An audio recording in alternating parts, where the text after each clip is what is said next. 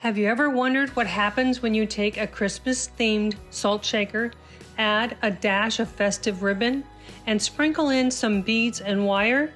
Well, today I'm diving into a new-to-me craft called Salt Shaker Tassels, and I'm going to walk you step by step through the entire process of creating one of these adorable, whimsical Christmas DIYs. I'm Cindy, my husband is Chris. Welcome to CNC DIY Factory. To start, I'm creating the top portion of the tassel, and to do this I have a 2-inch 50mm eye pin, and I'm threading on some small beads and spacers that coordinate with my salt shaker. Once I have all of the beads on that I want, I'll trim the eye pin down, leaving approximately a 1/4 inch extended from the beads. Then I'll take my round nose pliers and roll the top of the pin down to create an eye hole at the end. To do this craft, I looked through my stash and found I had most of these items on hand, but if you are just starting out, you'll need a few things, and I'll have them all listed for you in the description box below. All of these items can be found at Hobby Lobby, Michaels, or on Amazon. I do want to mention that the tools and techniques I'm sharing with you today are just what I have accumulated over the years, and that I did see a post by My Eclectic Treasures on Facebook and wanted to give this a try. So big shout out to My Eclectic Treasures. To trim down the eye pin, I'm using a jeweler's side cutter to cut the pin. Now be sure to hold the bottom of that pin securely in your hands, or it might fly out and you can lose your beads. Don't ask me how I know that one. Now I'm taking my round nose pliers and I'm rolling the pin around the barrel of the pliers to create an eye hole at this end to secure the beads.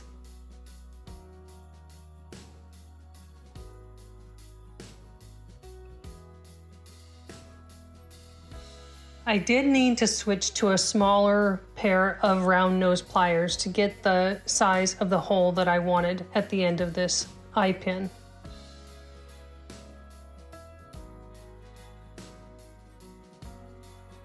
Now that the beads are secure and I have 2 eye holes on both ends of the pin, I'm taking a 6mm round jump ring and I'm using both pairs of my round nose pliers. I'm twisting the jump ring open. You do not want to pry the ring open, but twist the connecting ends away from each other. This keeps the jump ring in a circle formation. Then I'll thread one end of the eye pin onto that jump ring, as well as a 12mm heavy gauge jump ring. Then using both round nose pliers, I'll twist the 6mm jump ring closed. And now we have the top of our salt shaker tassel. To make the tassel portion, I used between 8 and 10 different ribbons and fabric strips. I kept the fabric strips no wider than a 1/2 inch or so and added 3 or 4 pieces of each ribbon or fabric for a full look. Once I have the ribbons and fabric laid out the way I want it, I'll take a piece of 20 gauge wire and cut off a piece about 7 inches long. I'll lay it under the center of the ribbons and twist it together to hold the tassel tight. Now I showed a 22 gauge, but later I changed it to a 20 gauge because a 22 gauge is too thin and it broke when I twisted it.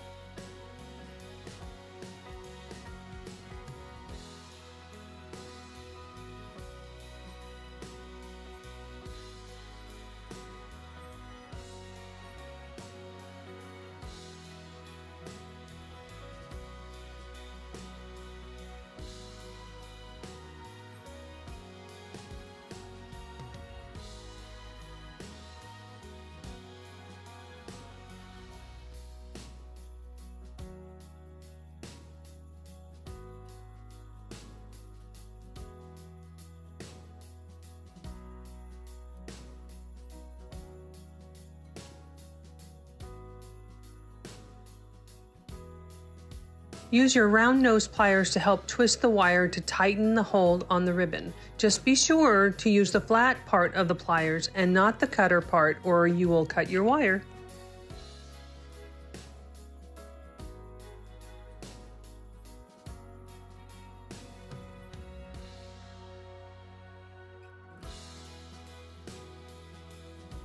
Once your wire has been twisted down a few times, and you don't need to twist it too many times, just enough to hold the ribbon straight, and tight. Then arrange or straighten the ribbons the way you want them to look in your tassel. Next, you will want to thread your wire up through the bottom of your salt shaker and out through 2 holes at the top.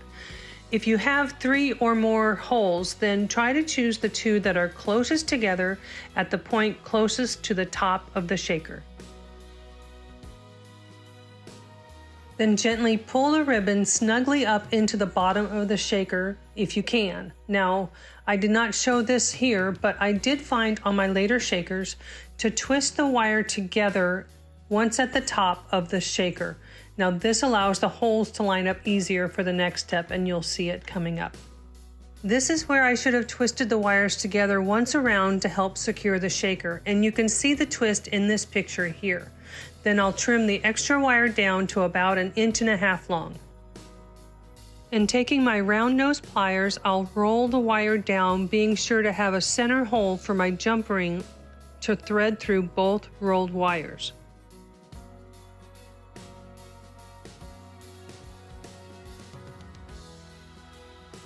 For this next step, you'll need the 12mm heavy gauge jump ring already open. Just like we did earlier with the 6mm jump ring, you simply twist it open. Then you'll thread that open end through both rolled wires.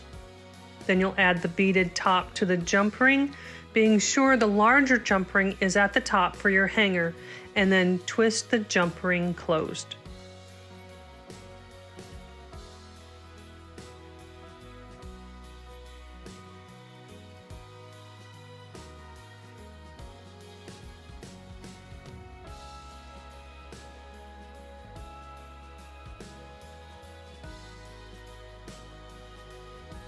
And now all you need is a ribbon to hang it.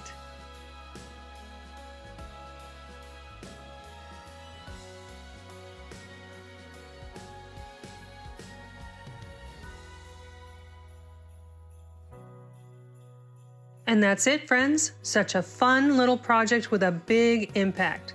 Salt shakers are so easy to find. You can find them at thrift stores, antique shops, even Cracker Barrel, which is where I found mine. And now I have a set of 4 coordinating salt shaker tassels that I can hang on my tree, decorate my hutch, or add anywhere I want a bit of whimsy around my home. Thank you so much for spending a little bit of your time with me today. I hope this inspired you to try one for yourself. Keep practicing random acts of crafting, and I'll see you in the next DIY.